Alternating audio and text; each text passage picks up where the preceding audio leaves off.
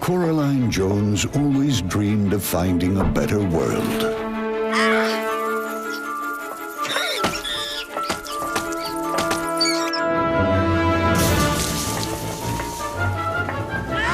A world more exciting than this. But never did she imagine that she'd discover it in her own home.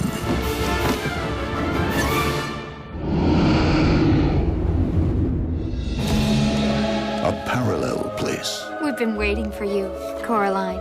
Where parents are always fun. I love your garden! Can't believe you did this! And everything is so good. What's shaking, baby? It just can't be real. Mom? You're just in time for supper, dear. You're not my mother. My mother doesn't have... Buttons? Do you like them? I'm your other mother, silly. You probably think this world is a dream come true. My name! But you're wrong. You do like it here, don't you, Coraline? You could stay here forever. There's one tiny little thing we need to do. Black is traditional. She's got this whole world where everything's better, but it's all a trap. You may come out when you've learned to be a loving daughter. From Henry Selick, the director of The Nightmare Before Christmas, comes a world of extraordinary imagination. Spooky secrets. Who are you? You're in terrible danger, girl. And daring discoveries. I still have to find my parents. To set them free? This year, when adventure comes knocking, Choo-choo. there are some doors that should never be opened.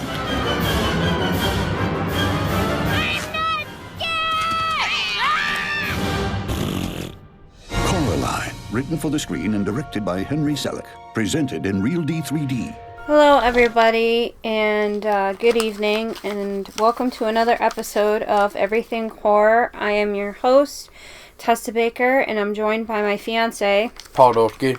And tonight we are talking about the dark fantasy horror Coraline, which was done in February of 2009, and we're here tonight to talk about the 10th anniversary of it. That's right. Here's a brief synopsis of the film itself. While exploring her new home, a girl named Coraline discovers a secret door behind which lies an alternate world that closely mirrors her own, but in many ways is better. She rejoices in her discovery until the other mother and the rest of her parallel family try to keep her there forever. Coraline must use all of her resources and bravery to make it back to her family and life. So,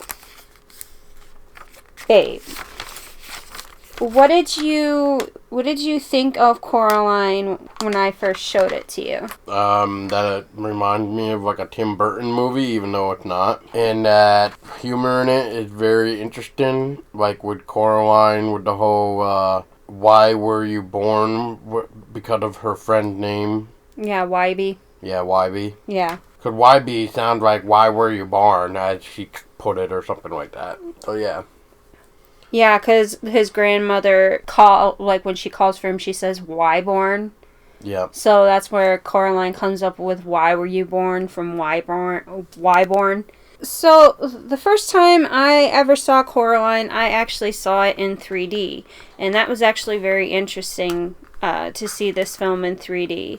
My DVD itself also has 2D and 3D, and it came with 3D glasses too. So there were certain parts of the film that you could see, like, that popped really well with the 3D aspect, and it was usually parts with the other mother, played by Teri Hatcher, when it was more towards the end of the film, with Coraline trying to get away from her and get back home, and the whole room turned into like this giant spider web, and then Coraline gets pulled down into the spider web, and then you got the other mother, aka Beldam, jumping down into the web trying to pounce on Coraline, and you really see her pop out of the screen, and that aspect. There's certain other parts of the film as well that pop more than others, like the garden scene with the other father taking Coraline up in the machine to hover over the garden. Yep. That part pops. The ghost children, their hands when they're trying to help Coraline close the door, that popped. The other mother, aka Beldam's hand, chasing after Coraline, trying to drag her back to the house, that part pops. There's certain parts of the film that pop more than others. I overall enjoyed the film. I thought it was great, and like Paul was saying, and I agree with him, it definitely has a Tim Burton-esque feel to it. Even though it technically was not directed by Tim Burton, it was directed by Henry Selick. But still, it feels like a Tim Burton movie because of the atmosphere and the humor and the graphics of the film itself, the puppeteering and things like that. Let's talk about the cast, actually. Dakota Fanning was played by Coraline Jones. For those of you that have seen like Dakota Fanning in other movies, she's played in War of the Worlds, Man on Fire, I Am Sam, Uptown Girl, so on and so forth. The other mother played by Teri Hatcher. Some of you have probably seen her in movies like Lois and Clark, and TV shows like Supergirl and 007, Tomorrow Never Dies, Tango and Cash, Desperate Housewives, MacGyver. And then you've got Keith David, who plays the cat in the movie, and the cat doesn't actually have a name. And Keith David was in movies like The Thing, The Princess and the Frog, They Live, Platoon, There's Something About Mary, etc. So that's some of the cast that they actually have in the movie, which I thought was actually kind of interesting. And I think overall they chose a good cast to voice over the characters of the movie. Who played the father? Who played the father? The other father was played by John Hodgman. He was also in Baby Mama, Bored to Death, Movie 43, The Lying Invention, The Daily Show, Perfect Pitch 2, Learning to Drive, some other stuff that I haven't heard of, really. That's just some of the cast that was in this film. But I think overall they chose good actors to voice over their characters. What did you think? I'm only familiar with a couple of these characters, but otherwise, or actors I should say, and otherwise I think it fit the atmosphere of the film to help bring the characters come to life. So I say good job everybody for helping the film out. And the use of humor in the film was pretty good. Yeah, we already we touched on that with talking about Wyborn, yeah. Yep. Yeah, then there was another weird one that I actually just forgot now. But yeah, there was another one that was just like, really? Oh, yeah, Wyborn with Coraline with the like King Slug pictures and stuff. Yes. That was kind of cute and funny. I liked the cat's sense of humor and Coraline's sarcasm and how they like played off of each other. The whoosh push. Yeah, the wuss puss and stuff like that. And when the cat was talking to Coraline in the parallel world, like actually talking to her. Yeah, he's like, oh, I thought I was a wuss puss or something like that. I'm just a big fat wuss puss. So how about we talk about the elements of horror in this film, babe? We've got the ghost kids, which was interesting how that was brought into the mix. The ghost kids were showed in the parallel world when Coraline was thrown into like this mirror prison after she pissed off the other mother, essentially, and made her very mad. And told her that the other mother was not her mother and blah blah blah. So she got thrown into the mirror world as punishment, and there she met the ghost kids of the previous children that were there before her that were tricked by the other mother, and talked about how they came to be stuck there and everything else of how they were trapped. Yeah, how they were trapped there. And I thought that was actually kind of dark for the film, but then again, this isn't a kid's movie anyways. And why is it not a kid movie? Because of the fact that there's death in the movie. Where? The ghost children, they talk about how the beldam, aka the other mother, sewed buttons in their eyes, and she essentially took their souls and ate up their lives. And the other mother, aka beldam, she's like this spider creature that eats everything. Like, she eats things. She eats souls, she eats bugs, she's essentially a predator. So also other elements of horror in the film are the button eyes, and the reason why this is considered an element of horror is because the other mother tries to get Coraline to stay with her, and she says, well, there's something you have to do first, and it's essentially, you have to let me sew buttons into your eyeball sockets with a needle and thread. So I thought that was kind of dark, yes. Yeah. Because she wants to sew buttons into her eyeballs, so yeah, that's an element of horror. The other mother is considered an element of horror as well, because her transformation throughout the movie. At first, she starts out as like this mirror image of Coraline's mother. The only difference is that she has buttons for eyes. And she's very nice. And she's very, very nice, and she cooks. Yes. So, and the father is kind of played into it as well, where he's more of a drunk in reality versus in the parallel universe, he's more of a like upbeat guy who likes to do all sorts of things, like play the piano, even though it's not him, and gardening and stuff like that. But the reason why the other mother and the other father are considered elements of horror in this movie is the breakdown of their characters throughout the film. So seemingly normal when Coraline first meets them, other than they both have buttons for eyes and they have some other differences from their human counterparts in Coraline's world. Like Paul was saying, the other mother was very nice. The father obviously likes to play piano and stuff like that. Stuff that the father in the other world doesn't like to do. The father in the other world, Coraline's real father, actually is a writer and works all the time. He's a workaholic. And shows up drunk at his job. Yeah. The reason why they're considered elements of horror is the other mother reveals herself. She transforms throughout the film, and she slowly starts to turn into this spider creature. And the other father, his digression is he turns into like this pumpkin creature. This guy with essentially a human head and a pumpkin body. What, a pumpkin or a squash?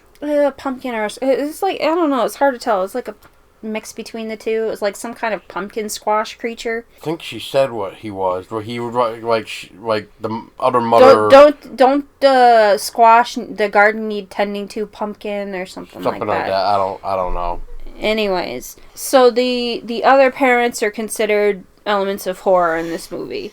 The parallel universe itself is considered an element of horror, considering the fact of how it changes as time goes on, and when Coraline starts to rebel against it, it changes against her. For example, the parallel characters of Miss Spink and Forcible and their dogs. Again, when Coraline first meets them, they're seemingly normal, except for button eyes and stuff like that. But the horror aspect of them is when Coraline goes to collect one of the children's eyes, which are actually referred to as objects in this parallel universe.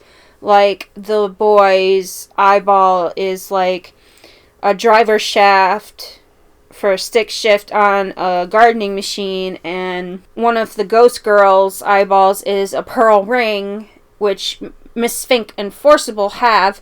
And when Coraline goes to claim it, she reaches into like this taffy wrapper of Spink and Forcible, like bound together like taffy, and she has to like unbind their hands and try to take the ring, and Miss Spink and Forcible are like this twisted, like morphed taffy monster, and their dogs are vampire bat dogs. When in reality, they're like angels. Yeah, when in reality, in the real world, they're considered angels by the normal Spink and Forcible. Mr. Bobinski, same thing. Buttons for eyes when you first meet him, looks seemingly normal aside from that. And then as the movie goes on, the more it gets towards the end, Mr. Bobinski morphs and he ends up turning into his true form, we'll say. His true form, for lack of better wording, which is his parallel universe. No, he becomes the rats. Right. He becomes the rats that he trains, which in reality, the real Mr. B is training jumping mice to do like this circus show type of deal. So the parallel universe Mr. B is his whole body is made up of all these rats that he's training, and or the jumping mice as the real world Mr. B would call them. Yes, and they also have their head mouse or head rat or whatever actually has the third ghost child's eye, which is a red small bouncy ball with like a gold star on it. So as we mentioned, the lost children's eyes, the whole way that plays into it is when Coraline discovers that her parents are missing and that the other mother has taken them because she had escaped back to her home looking for her family, and her family wasn't there, and she found out that the other mother had taken her parents, and she was using them as a way to kind of bait Coraline to come back to the parallel world so that she could keep her. So she goes back to the parallel world or parallel universe to face off with the other mother to get back her parents. And she has to play a game with the other mother. And essentially what she has to do is not only does she have to find the 3 ghost children's eyes in those objects that I previously mentioned, she also has to find her parents. And the beldam only gives her a hint for where to find the ghost children's eyes. In each of 3 wonders I have made for you, a ghost eye is hidden in plain sight. She has to play the game with the other mother, and if she wins, she gets her family and she gets to go home. If she loses, she has to stay behind and let the beldam sew buttons into her eyes. So I thought that was pretty cool how they did that, how Coraline's like last battle with her essentially is to play a game with her. Kind of like, what's up, do you want to play a game? I'm sorry, what? I was just joking around, like I made like a Saw reference, like, do you want to play a game? There you go, that's better. So, what did you think of the characters in the parallel universe versus their reality characters? Well, I guess it would be like what anybody would be really wanting in real life, I guess, for those that kind of have that really, I don't want to say nasty family, but I'll say like more or less like, you know, the torn apart family per se in reality versus the parallel universe characters, which is all nice and go lucky, where it'd make you want to stay, as the other mother wanted her to. So besides that, you knew something was up when the button-eyed Wybie was like sad, and then the other mother was trying to tell him like, smile, keep a smile, So that's when you kind of knew, like, uh-oh. And then later on, you see the other dad where he's sitting in the piano room, but this time He's mopey. he's mopey because he can't really talk without Mother being around. So, yeah. He pulls energy from her, too. Yes. Yeah, she's like a power outlet, and he said something to the effect of, "All will be well once Mother is rested." And he said something else to Coraline like, Can't talk when Mother's not around. well, not just that, but Coraline mentions Wybie. Well, I'll just get the other Wyborn's help, and he's just like, no use.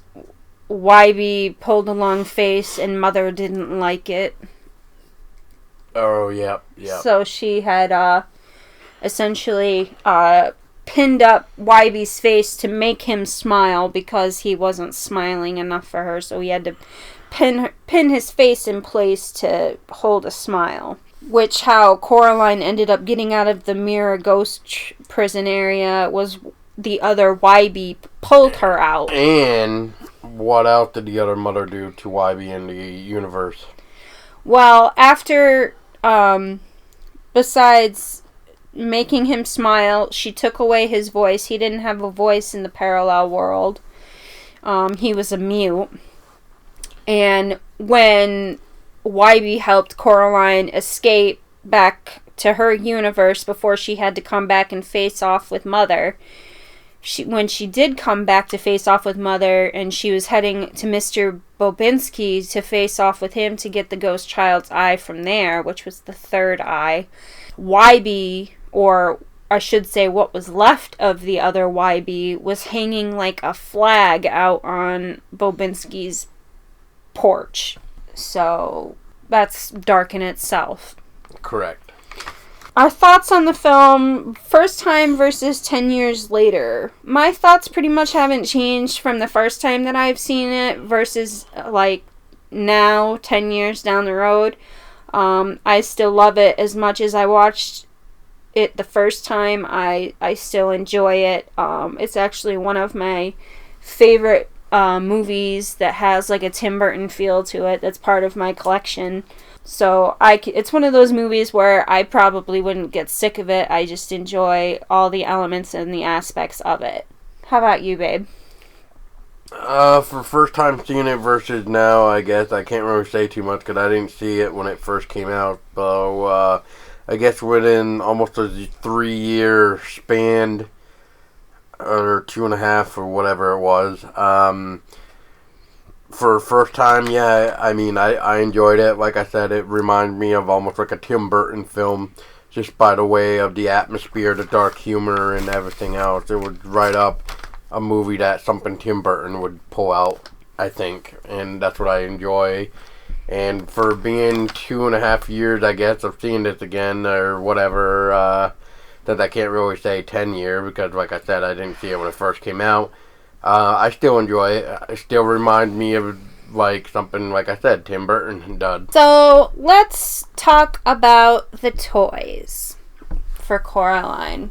I actually have 3 of the, I think there's 3 of the 5 or 6 characters for Funko Pop for it, actually. And I have, the other Mother. I have Coraline with the cat. I have the Coraline doll. But there's also an exclusive Coraline figure where she's wearing her hat from the movie. With the raincoat. And then there's also Mr. Bobinski. And then there's just the regular plain Coraline with the raincoat with no hat. So I have 3 of the 6 characters. Right. Oh, it looks like Mr. B even comes with a little jumping mouse. Yeah, Mr. B comes with a jumping mouse. one of his little mouses from the show. Yeah, it looks like the leader. Yeah, I think so, because it has the little hat. Yeah. so there's that. There's the 6 Funko Pop figures, which they actually recently came out at the end of 2018. There's also NECA figures for Coraline as well. I believe there's a Coraline figure itself. I'm looking to see what else there is. There's the doll. There's the other mother. There's a NECA figure of Coraline with the doll, and then YB with the cat. And there's actually a Coraline size. That's actually coming out too. Yeah. What you're looking at right now. The NECA figure, yeah, that's up for pre-order and it ships in February.